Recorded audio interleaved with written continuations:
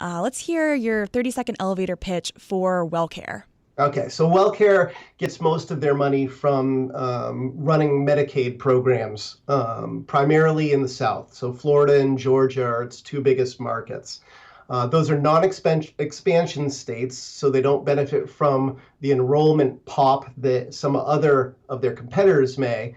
That being said, they've got a very ambitious goal, and it looks like they're starting to deliver on it. That goal is to double their sales over the course of the next 5 years, and to significantly boost their earnings by growing their margin from 1% today to 2% down the road, which is, a doubling of margin, and you should have a very profit-friendly impact, if you will, on its share price over that period. So I definitely want to hear more about how they're planning on doing that. But first, just for context, can you explain exactly what you mean by expansion state?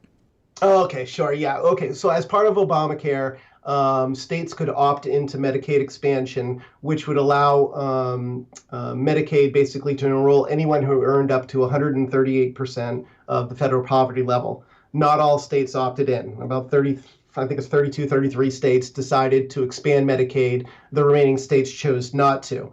As a result, Medicaid insurers operating within states that expanded saw a very large increase in the number of people enrolling in those programs versus non-expansion states. And as a result, that drove their revenue and their profit substantially higher.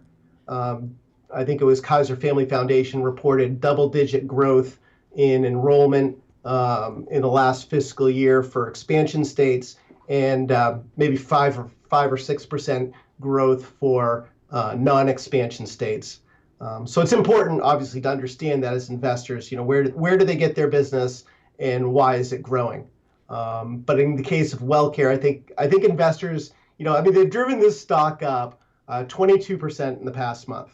And it's, in my view, the excitement for that is really tied to this future outlook, the ability to grow its business through mergers and acquisitions, to be able to continue to reach more members in the states they already serve by, increasing their, star ratings, which is how a lot of people go out and select. They also have a Medicare business. A lot of people go out and select their Medicare plans. But I think that this is an intriguing company that is worthy of doing a little bit more research on as we, for investors. Yeah, they're definitely a niche player with an interesting business model.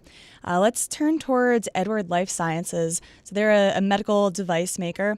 They do artificial heart valves and transcatheter heart valves in particular. What are you seeing here? Transcatheter heart valves the procedure growth is enormous. Essentially what we're talking about here is we're talking about replacing heart valves in seniors or elderly patients that wouldn't qualify for open heart surgery because of, other complications they may have. How big of a market is that? It's sizable enough where this is a company that's bringing in over $1 billion in sales. You've got the company reporting 671 million in fourth quarter sales worldwide alone. So it's a $2.4 billion run rate. Yeah, 2.5 billion in 2015. So and it's growing tremendously. Yeah, it sounds like a pretty niche-y kind of tool. It's used for just these people with high-risk circumstances. But then you think about it, heart disease is America's #1 killer. So this is an absolutely massive market to begin with. So even once you narrow it down to just patients that fit a certain criteria, it's a pretty big market. Right. And, from an investment standpoint, you've got, a fairly large market. They've got plans to try and expand this to, people who are at less risky, I guess, moderate risk patients, if you will. So you could get patient volume procedure growth that way that would drive sales and revenue higher. And you've got a company that has a really good balance sheet. I think they got 1.2 billion in cash and about half that in debt.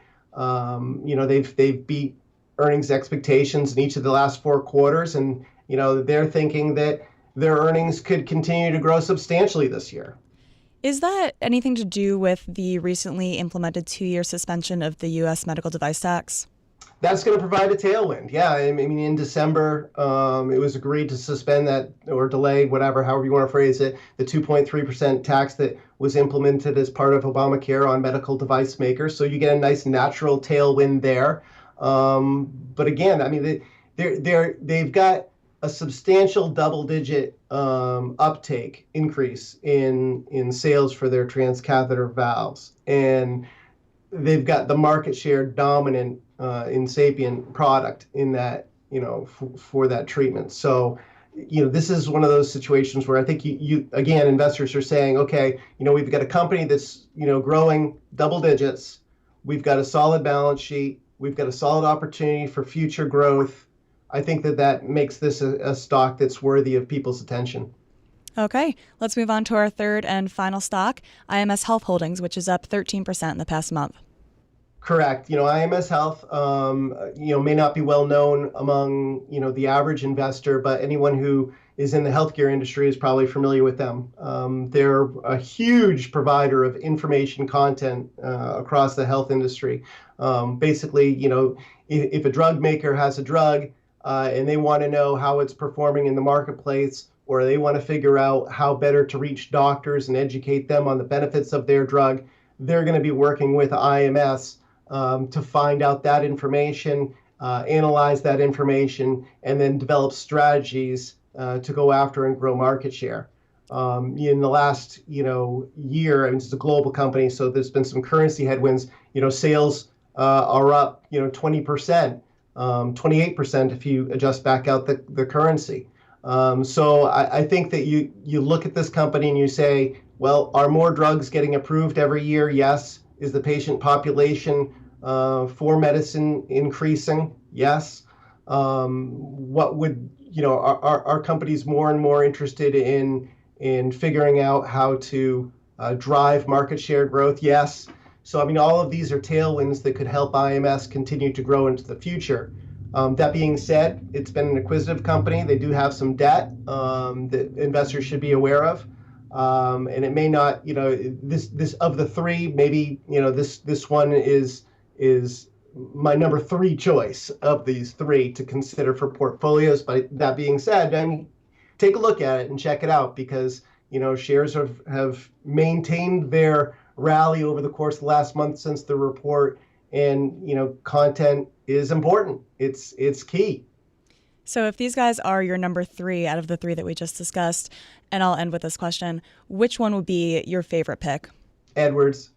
I think Edwards has the greatest opportunity for growth. It has a reasonable valuation. The bottom line is growing nicely. I think they've got a really good market opportunity, a really good market-leading product. And then I would look to WellCare, and then I would look to IMS. All right, that was a high conviction answer. I like it.